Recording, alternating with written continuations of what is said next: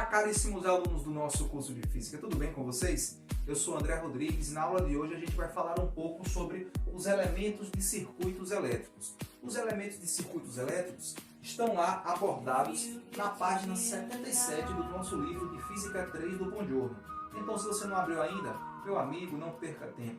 Pegue seu livro de Física 3 e abra lá na página 77 e vamos falar um pouquinho sobre cada um desses elementos, tá certo? O nosso objetivo aqui é pincelar um pouquinho, falar um pouquinho sobre cada um desses elementos e mostrar para vocês como é que a gente deve expressar de forma técnica, como é que a gente pode representar um desenho de cada um desses elementos de forma técnica, para quando você estiver fazendo uma prova, um concurso, ou mesmo na sua vida profissional, aqueles que vão enveredar aí para o ramo da física e para o ramo das engenharias, vão poder reconhecer em um desenho, em um projeto, cada um desses elementos que eu vou mostrar aqui. Quero alertar aqui que eu não vou mostrar todos, é claro, porque são muitos. O que a gente vai fazer aqui é justamente abordar aqueles que estão no livro de Física 3 do Buongiorno, que com certeza é um dos livros mais confiáveis aí para você estudar, de que se tem notícia, tá bom? Então, se você já abriu o seu livro lá na página 77, vamos falar aqui do nosso primeiro elemento de circuito elétrico, que é o gerador elétrico. Eu já vou brigar com o Buongiorno e dizer que talvez a palavra gerador não seja a palavra mais adequada. Porque nós sabemos que não é possível gerar, criar energia. O que é possível é a gente transformar energia. O que nós temos, por exemplo, quando você olha ali em Sobradinho, a usina eólica, né? Aquelas torres que têm hélices ali, muito parecido com catavento, parecido com ventilador, o que ela faz ali é pegar aquela massa de ar que tem uma certa velocidade e transformar a energia eólica, em energia elétrica. Ainda em Sobradinho, o que você tem ali, o que você tem na barragem, né? Não tem a barragem de Sobradinho, a represa de Sobradinho, o que você tem ali é uma massa de água em um determinado nível e o rio está um pouco mais abaixo, o rio depois da represa. Então o que os engenheiros fazem é explorar essa diferença de energia aqui, de energia potencial de um lado para o outro, e nessa passagem aqui de um nível para o outro, a água entra em velocidade, a água entra em movimento, e aí eles conseguem transformar essa energia cinética da água ali, quando ela está em movimento, transformam uma energia cinética, que não deixa de ser uma energia mecânica, em energia elétrica. E aí a gente fala, por exemplo, das pilhas, das baterias. O que está acontecendo ali é que está havendo uma transformação de energia química em energia elétrica. Então veja que um gerador de energia elétrica, um gerador de eletricidade, na prática o que ele faz é pegar um determinado tipo de energia e transformar em energia elétrica. Pode ser energia eólica, pode ser energia mecânica, pode ser energia química, pode ser energia nuclear, enfim, tem geradores elétricos dos mais diversos. Mas o que eu quero te dizer aqui é que quando você vê esse nome gerador elétrico, pense numa fonte de alimentação, ou seja, é um dispositivo do circuito elétrico, que vai fornecer ali a energia elétrica ao circuito, que vai fornecer uma tensão e a partir daí vai promover aí o surgimento de uma corrente elétrica, tá certo? Então quando você vê esse termo gerador elétrico, pense que vai ser a fonte de alimentação, ou seja, é de onde o circuito vai se alimentar, é o que vai alimentar o circuito. Por exemplo, uma bateria, por exemplo, uma pilha, por exemplo, a bateria de um celular, enfim, é justamente o dispositivo, o elemento que vai fornecer carga ao circuito. Beleza? Professor, já entendi o que é um gerador. Pare com isso. Deixe de enrolar. Fale o resto. Olha, para você representar um gerador elétrico, eu quero que você memorize esse desenho aqui, ó. Esses dois tracinhos que você tem antes aqui, ó, eu quero te dizer que aqui são os condutores elétricos. O gerador, na verdade, são essas duas barrinhas paralelas aqui na vertical, tá bom? Nesse caso aqui estão na vertical. Poderia ser que estivesse assim, né?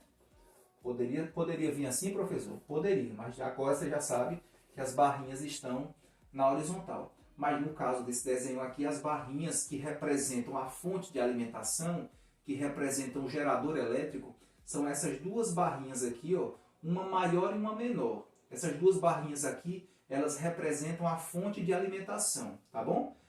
Na fonte de alimentação, essa barrinha maior, ela simboliza o polo positivo. A barrinha menor simboliza o polo negativo, tá bom? E você sabe, nós já estudamos, inclusive na nossa primeira aula de corrente elétrica, nós estudamos que o sentido convencional da corrente, é sempre saindo do polo positivo. É por isso que a corrente aqui, ó, a corrente que eu sinalizei aqui, ela está saindo, o sentido dela é saindo do polo positivo. Esse daqui é o sentido convencional da corrente. Beleza? Já sabem o que é um gerador elétrico, já sabe que pode chamar ele também de fonte de alimentação, já sabe que a forma de representar a fonte de alimentação ou gerador elétrico é através de duas barrinhas paralelas, sendo que uma tem que ser maior do que a outra. A maior ela representa o polo positivo, a menor representa o polo negativo. E já sabe também que quando você for colocá-la no circuito, você sabe que o sentido da corrente é sempre saindo do polo positivo. Esse daqui é o sentido convencional, tá bom? Sentido convencional da corrente é sempre saindo do polo positivo. Beleza? Guardou essa informação? Guarde que é importante. Vamos falar agora do receptor elétrico. Professor, o que é um receptor elétrico? É qualquer coisa que vai receber essa eletricidade que o gerador gerou, né? Pense assim, por exemplo, esse ventiladorzinho aqui, ó. Tá vendo esse ventiladorzinho aqui? Sem estar ligado na tomada, ele não funciona, né? Então, ele precisa receber eletricidade para poder funcionar. E quando ele recebe essa eletricidade, ele faz alguma coisa. No caso do ventilador, ele cria aqui uma rotação, uma hélice, e essa rotação promove aí o deslocamento de uma massa de ar e refresca a gente. Essa massa de ar, quando está em movimento, que a gente chama um ventinho, né? Ele gera aí um ventinho. Não é à toa que chama de ventilador, porque ele ventila. Mas ele ventila porque a sua hélice ali entra em movimento, e esse movimento nada nada menos é que energia mecânica. Então nós temos energia elétrica que vem pelo cabo se tornando energia mecânica. Bom, ele é um caso de receptor elétrico, porque ele recebe eletricidade. Veja que o gerador elétrico fornece eletricidade e o receptor elétrico recebe essa eletricidade que foi fornecida pela fonte de alimentação, pelo receptor. Professor, eu estou vendo o símbolo aí, eu estou achando que é igual. Rapaz, na verdade é praticamente igual. Ó. Se você for ver, são também duas barrinhas paralelas, uma é menor do que a outra, a maior representa o polo positivo e a menor representa o polo negativo. Qual é a única diferença? Eu duvido você acertar, eu lhe dou um segundo para você acertar. Pronto, tenho certeza que você acertou.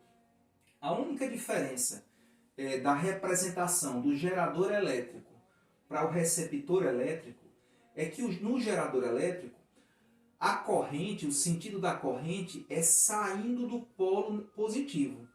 O sentido da corrente do gerador elétrico é saindo do polo positivo. No receptor elétrico, a corrente entra no polo positivo. Entendeu? No gerador, a corrente sai do positivo. No receptor, a corrente entra no polo positivo. No mais, a representação é igual. Bom, isso é um receptor elétrico. Porém, isso aqui é uma representação de uma forma geral. Existem representações mais específicas. Por exemplo, uma lâmpada é um receptor elétrico. Ela recebe eletricidade e faz alguma coisa com ela. Por exemplo, uma lâmpada, ela recebe eletricidade e converte essa eletricidade em luminosidade. Beleza? Mas essa é uma forma no geral. Assim, todos os receptores elétricos podem ser representados assim. Mas cada um deles também tem uma forma especial de representar. Por exemplo, se você quiser representar uma lâmpada, você representa dessa forma. Ó. Faz uma bolinha e faz um L dentro dela. Um L de lâmpada. Não é legal? Um L minúsculo de lâmpada. Na verdade, esse traço aqui dentro, né? Essa simbologia aqui dentro, eu que estou lhe dizendo que é um L de lâmpada, né? Mas na prática aqui está representando o filamento de uma lâmpada, tá bom? Bote aqui, editor, o filamento de uma lâmpada para as pessoas saberem do que é que eu estou falando. Para meus alunos do CPM saberem o que é um filamento. Bote a foto e bote uma setinha aí apontando o que seria esse filamento, beleza? Pode tirar.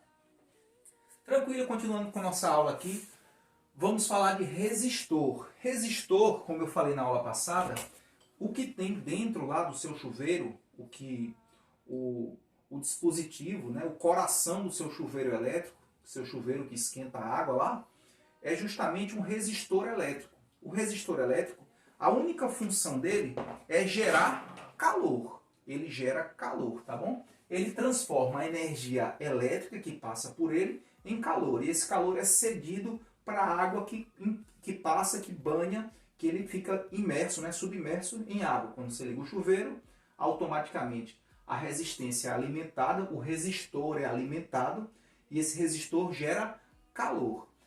Tá bom? Então, o papel do resistor dentro de um circuito é o quê? Gerar calor. O papel do resistor é gerar calor. Como é que representa um resistor, professor? Tem duas formas. Você pode representar dessa maneira aqui, ó. Beleza? Bem legal, né?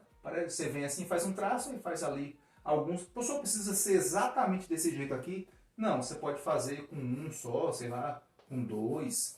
Enfim, o importante é que você mantenha essa estrutura aqui. Que você dê um traço, sobe, desce algumas vezes e termina. E aí, quando a corrente elétrica percorre um resistor, ela faz com que o resistor esquente, né? Ele comece a gerar calor. E esse calor pode ser aproveitado aí, por exemplo, para esquentar a água que você toma o seu banhozinho aí antes de ir para a aula, logo pela manhã. O resistor também pode ser representado assim, tá bom? Ô editor, coloque por gentileza um resistor aqui, uma foto de um resistor, para o pessoal poder entender por que ele também pode ser representado assim. Tá vendo por que ele pode? O editor colocou aqui embaixo. Olha, veja só como parece os dois desenhos, tá vendo? Essa é a representação, essa é a foto de um resistor real e essa é a representação dele. Parece um pouquinho com a pilha, né? Mas na verdade, quando você vê agora um desenho desse em um diagrama, em um esquema, em um projeto elétrico, você vai saber que ele está falando de um resistor. Legal? Bacana, né? Por que, professor? Esse daqui é assim. Porque tem resistores que são assim, ó, de filamentos, tá vendo? Não parece? Ó? Olha como é interessante. É para simular justamente essa espira aí, esse vai e vem da espira. Você já sabe o que é um resistor, já sabe que existem duas formas de representar um resistor. Vamos falar agora de dispositivos de manobra. O que seriam dispositivos de manobra? Olha, às vezes é necessário você ter o controle do circuito, de você ter o controle de poder acionar e desligar, de você poder fazer a corrente fluir pelo circuito ou interromper o fluxo da corrente. Por exemplo, é o que tem aí, com certeza você está em algum lugar que tem um interruptor de luz, né? Um interruptor. Esse interruptor é um dispositivo de manobra. Qualquer coisa que possa abrir e fechar o circuito, você percebe, ó, aqui vinha o condutor, né? O condutor vinha aqui, a corrente vinha percorrendo o condutor, ela chega aqui, ela não consegue terminar o caminho porque tem uma abertura aqui, o circuito está aberto. O circuito aberto significa que a corrente não consegue terminar o seu caminho, entendeu? Então, justamente por esse motivo que um dos nomes do dispositivo de manobra é interruptor, que ele tem a capacidade de interromper a corrente. Ele diz, ó, daqui você não passa mais. Ou então, aqui é quando o circuito está aberto. Se o circuito estiver fechado, a corrente consegue passar. É um dispositivo de manobra, porque ele tem essa capacidade de fazer a corrente ficar parada ou permitir o fluxo da corrente, tá bom? Como, por exemplo, eu acabei de dizer, o interruptor aí que aciona, né, o que comanda aí o acionamento das luzes da sua casa. Ele é um interruptor é um dispositivo de manobra. Ele faz isso, ele abre ou fecha o circuito. Quando o circuito está aberto, não há fluxo de corrente. Quando o circuito está fechado, há fluxo de corrente. Tudo bem? Também há uma coisa chamada dispositivo de segurança. Pessoal, isso é muito importante. Dispositivo de segurança é justamente um dispositivo que está ali para, se alguma coisa, às vezes você dimensionou um circuito para uma determinada corrente, mas por algum motivo, que a gente vai falar desses motivos agora, por algum motivo, houve aí um aumento inesperado dessa corrente. Esse dispositivo está aqui justamente para proteger os outros desse aumento repentino da corrente. Professor, não entendi ainda. Você com certeza já ouviu dizer, ou já aconteceu na sua casa, de você estar tomando um banho, por exemplo, e o disjuntor desligar. O disjuntor é um dispositivo de segurança. Ele está ali para, se houver um pico na corrente, ele desarma, desliga. Outros dispositivos, quem tem carro aí, quem tem moto, o pai, a mãe, enfim, o responsável, o irmão, se tiver um carro e a moto, pode ver lá que no carro ou na moto tem alguns dispositivos de segurança chamados de fusível. Fusível é justamente um dispositivo de segurança. Qual o papel desses dispositivos de segurança? Eles ficam ali, eles permitem a passagem da corrente, mas eles são dimensionados para o limite do circuito. A partir do momento que essa corrente excede o limite do circuito, ela rompe. Ela rompe e aí faz como se ela abre o circuito como se fosse um dispositivo de manobra. Mas ela abre sem te perguntar. É um dispositivo de segurança que abre o circuito sem te perguntar. Ele fica ali o tempo todo permitindo a passagem da corrente. Se a corrente aumentar, se a corrente tiver um aumento repentino, ele vai lá e interrompe o circuito. Para que ele interrompe o circuito, professor? Só para encher o saco? Não, ele interrompe o circuito para proteger os outros elementos do circuito, tá bom? Se você fizer alguma ligação direta, né? Muita gente gosta de fazer, gosta não, às vezes é uma necessidade, faz ligação direta aí na energia, direto do poste, é um perigo porque pode acontecer da corrente, alguma coisa acontecer, molhar, enfim, entrar em curto-circuito e essa corrente subir repentinamente, não tem dispositivo de segurança para interromper o fluxo da corrente, e aí o que vai acontecer? Todo o circuito vai funcionar como se fosse um resistor, vai esquentar demais a fiação e, infelizmente, pode acontecer, por exemplo, um incêndio, tá bom? Então, dispositivo de segurança, exemplos, um disjuntor, um dispositivo de segurança, fusíveis são dispositivos de segurança, beleza? Vamos falar aqui também de alguns dispositivos que estão ali para monitorar o circuito. Não é muito comum, mas quem é da área já ouviu falar, por exemplo, do amperímetro e num voltímetro. O amperímetro está ali para medir a intensidade da corrente. Professor, na minha casa não tem amperímetro não. Provavelmente não tenha. Mas com certeza alguém que for fazer algum conserto na sua casa já levou aí algum alicate de amperímetro. Bote aqui, editor, uma foto de um alicate e amperímetro para o pessoal saber o que é. Pronto. Agora bote aqui, editor, desse lado, um voltímetro para o pessoal saber o que é. De qualquer maneira, tanto o amperímetro quanto o voltímetro, o nosso autor do livro aí, Bongiorno, colocou aí um amperímetro e um voltímetro bem antiguinho, né? Bem antigo, analógico ainda. Mas o importante é que você saiba que quando você tem uma bolinha assim com A dentro e uma bolinha com o V dentro, o que você está vendo aqui, na verdade, são dispositivos que estão ali para monitorar o circuito elétrico, tá certo? É comum em carros, em aviões, dependendo do carro, é claro, né? Mas tem carros que tem ali. Às vezes o cara equipa o carro e coloca ali uns reloginhos ali dentro do carro, né? Bota uns reloginhos assim, você vai ver que tem um Vzinho assim no relógio. Tem uns reloginhos assim. Bote aqui, editor. Bote aqui o que eu tô, para o pessoal saber do que é que eu tô falando. Aí tem aí o cara, geralmente a bateria do carro tem 12 volts, né? Aí ele bota lá de 10 a 12 volts, só para ele saber qual é a tensão, né? Qual é a tensão que aquela bateria, que aquela fonte de alimentação ainda tem ali, onde ainda está fornecendo. Tudo bem? Tudo bem até aqui? Pronto, esses são os principais elementos de um circuito elétrico, tá certo? Na próxima aula aí, a gente vai fazer uma montagem do circuito para a gente poder analisar um pouco.